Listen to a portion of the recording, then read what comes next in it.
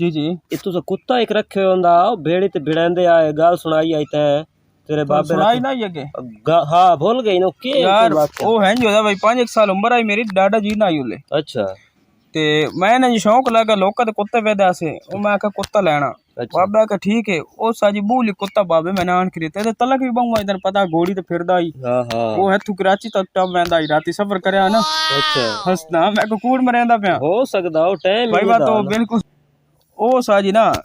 तू बाबे ने बाना कराची वाला इसनु किसी दसा भाई ना कराची समुंदर दो तन तो बंदा कुत्ता लेके फिरंदा बंदा आई अच्छा किदी वीडियो वेखी उस ए गल है मेरे ख्याल 1982 83 दी अच्छा हां बिल्कुल ओ ना समुद्र के किनारे कोई बंदा कुत्ता फिरंदा बताई अखबार दे फोटो आया कि पता नहीं टीवी ते बाबे वेखा या टिकटॉक बंदे चलांदे है ना अच्छा उस ते वेखो ने बाबे साजी अपड़ गया तो घोड़ी राती छिपियो सपड़ गया बंदा कुत्ता ना देवे आखिरी बाबे आखा कुत्ता दा लेना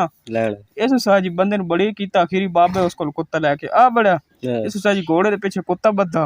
उठो साजी सवेरे टोरया कोई 10 बजे कोल ते 3 बजे घर अपड़ाया वाह अगले दिहाड़ा ही भेड़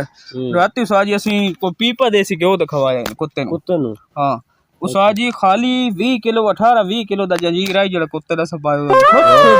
हुत्थे मुंह साजी कुत्ता पार होवे भेड़ी गिरोट हला उस आज हुन पार वणा किवें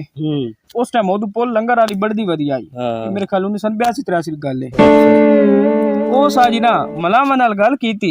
ओ आखन पार त टपैना पर ओ कुत्ता त टपाला सा जंजीर बारा ओ हुन किवें टपाई ओ साजी असन दो बेड़ियां करनियां पईयां दो बेड़ी जंजीर कुत्ता पार ले गए उसे उथे साजी हुन ओदा जोड़ कोई ना लब्बे सन कुत्ते दा अच्छा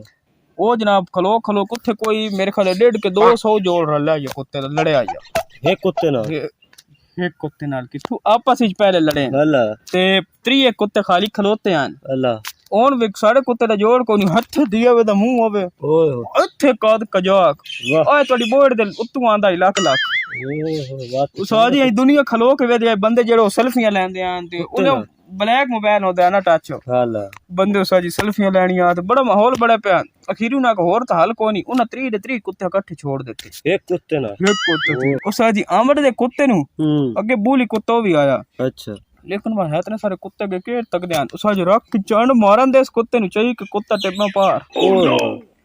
इदू आमड़ दे 3 कुत्ते नु इदू हैन छंडे उसा जी